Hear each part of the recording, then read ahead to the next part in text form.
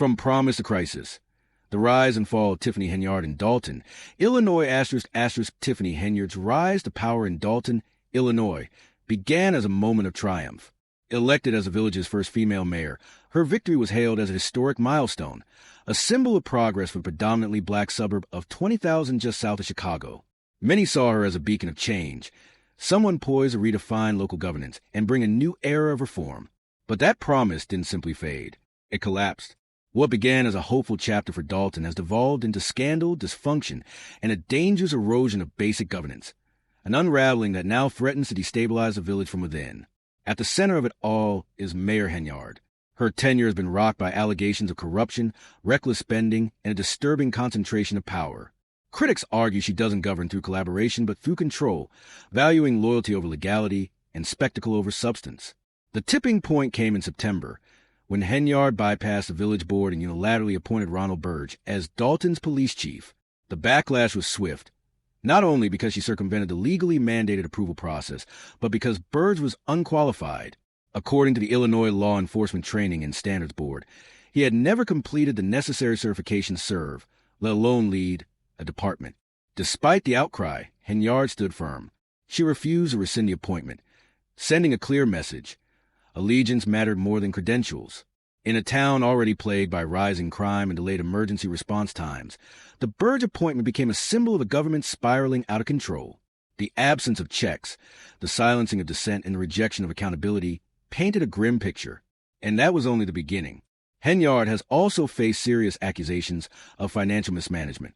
Audits uncovered over $171,000 in travel expenses and nearly $50,000 in Amazon purchases charged to village credit cards.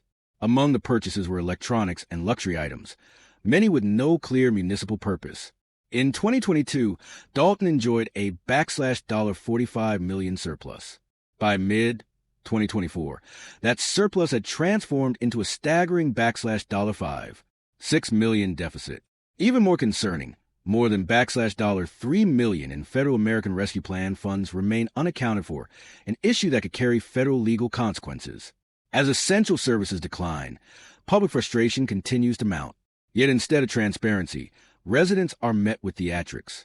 Henyard has reportedly used the village police as her personal security detail, with her public appearances drawing criticism for their extravagance. Designer outfits, dramatic speeches, and heavy security that make her events resemble reality show more than responsible governance. To many in Dalton, Henyard no longer resembles a leader. Instead, she appears to be playing the part of one, while the town bears the cost. What once felt like a groundbreaking political story has become a cautionary tale. Under Henyard, critics argue, Dalton's government has lost its identity, becoming a place where secrecy flourishes, power is hoarded, and democratic norms are increasingly ignored. The appointment of Ronald Burge illustrates this pattern. The village board never approved it. State law did not support it, and a judge eventually issued a restraining order blocking it. Yet Henyard refused to relent. She portrayed herself as a victim of a political attack, dismissing the legal and procedural violations. To her critics, this wasn't bold leadership. It was authoritarian overreach. The damage, they say, has extended beyond personnel decisions. Henyard's refusal to follow board procedures has created an atmosphere of chaos and mistrust, making collaboration nearly impossible. In response, the Dalton Village Board passed a resolution calling for a federal investigation. Several trustees came forward publicly, accusing her of corruption, abuse of power, and financial mismanagement. Federal authorities appear to have taken notice.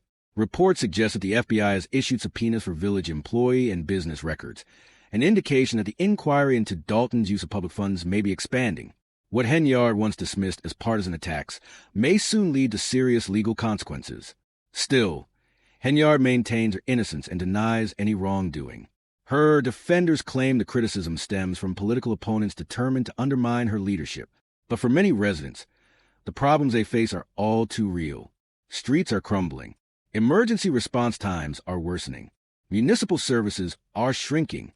Schools and development projects are stalled. The dysfunction is not just in headlines. It's part of daily life. Even some of Henyard's early supporters have grown silent, unable or unwilling to defend the mounting controversies. The optimism that once defined her election has given way to disillusionment.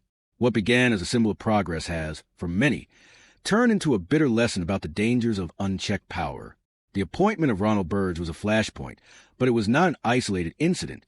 It revealed a governing style that prioritizes loyalty over legality and spectacle over substance. Despite the restraining order and legal objections, Henyard's defiance continued.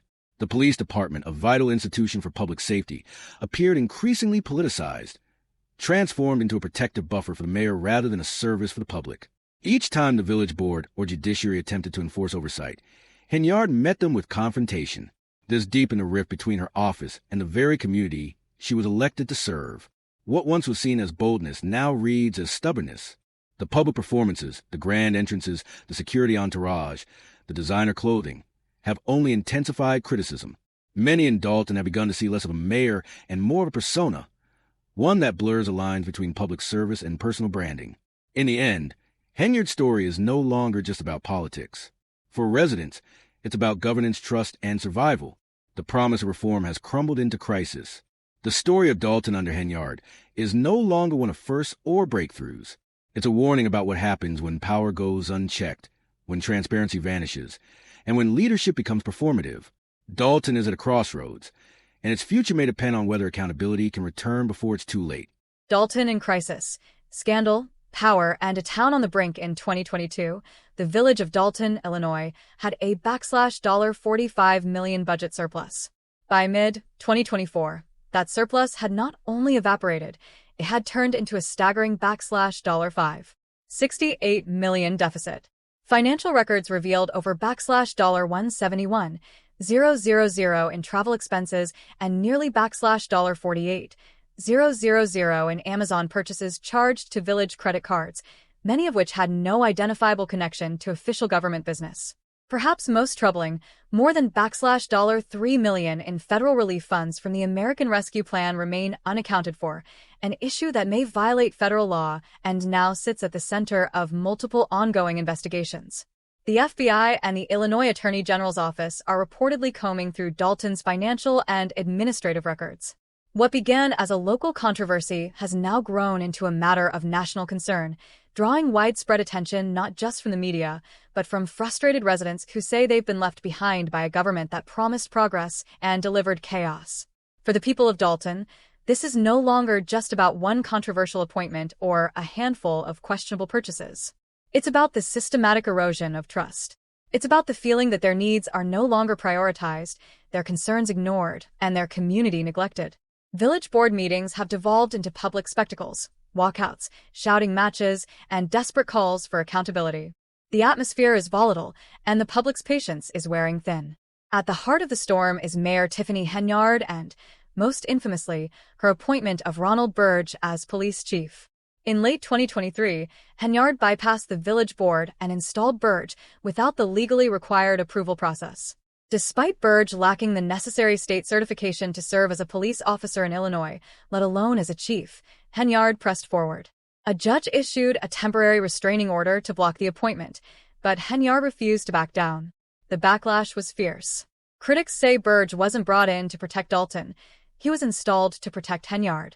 With a checkered past that includes time in Dixmoor and Harvey, where he was linked to lawsuits and allegations of political retaliation, Burge's appointment struck many as emblematic of the Henyard administration: loyalty over legality, spectacle over service, and self-preservation over public good. As the controversies mounted, lavish spending, misuse of village staff, luxury trips on the public dime, the questions grew louder. Where's the accountability? How did this happen? And how much further can Dalton fall before something gives? Even longtime allies have begun backing away. Former supporters have gone public with criticism. But Henyard hasn't wavered. She continues to deflect blame, dismiss investigations, and frame the growing outrage as politically motivated attacks. In one defiant public address, she compared herself to former President Donald Trump, painting herself as a victim of persecution and predicting a landslide re-election victory. But Dalton isn't Washington, and residents aren't buying it. Billboards bearing Henyard's image now the village. To some, they're an audacious attempt at self-promotion. To others, they represent the disconnect between Henyard's carefully crafted public persona and the deteriorating reality on the ground. Her public appearances, marked by designer clothes, heavy security details, and combative rhetoric, feel more like a performance than policy. In a town desperate for leadership, the theatrics are wearing thin. What happened with Burge was not an isolated misstep, it was a flashpoint. Beneath that scandal lies a pattern of behavior that has defined Henyard's administration over $3 million in federal relief money remains unaccounted for. Village staff have reportedly been used to run personal errands. Nearly $220,000 in public money has been spent on questionable travel and luxury purchases. And yet, there has been no indication of remorse, no effort at course correction, only defiance. The consequences of that approach are playing out in real time. Crime is on the rise. Roads and infrastructure are deteriorating. Emergency services are strained. Businesses are closing or leaving. Development projects have stalled. And many residents say their voices have been drowned out by an administration more focused on optics than outcomes. As Dalton's dysfunction has become a national story, the crisis of leadership has reached a tipping point. But a new figure has emerged in response. Trustee Jason House, who has stepped forward as a challenger to Henyard in the upcoming election. House's campaign stands in stark contrast to the mayor's. Where Henyard offers defiance, he offers professionalism. Where she delivers firebrand speeches, he calls for quiet reform. His message is simple: restore accountability, end the chaos, rebuild public trust, and return the village government to its core mission, serving the people of Dalton. That message is beginning to resonate. As House's campaign gains traction, the next election is no longer just a contest of policy platforms, it's a referendum on Henyard's entire tenure. For many in Dalton, it represents a clear choice: continue down a path of instability and controversy, or chart a new course rooted in integrity and service. Still, Henyard is not stepping aside. In fact, she's digging in. Her refusal to acknowledge the mounting failures and scandals has only deepened the crisis.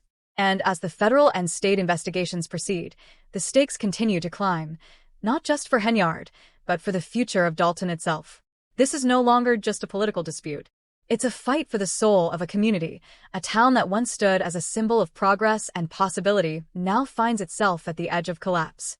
The optimism that accompanied Henyard's historic election as the village's first female mayor has been replaced by frustration, fear, and disillusionment.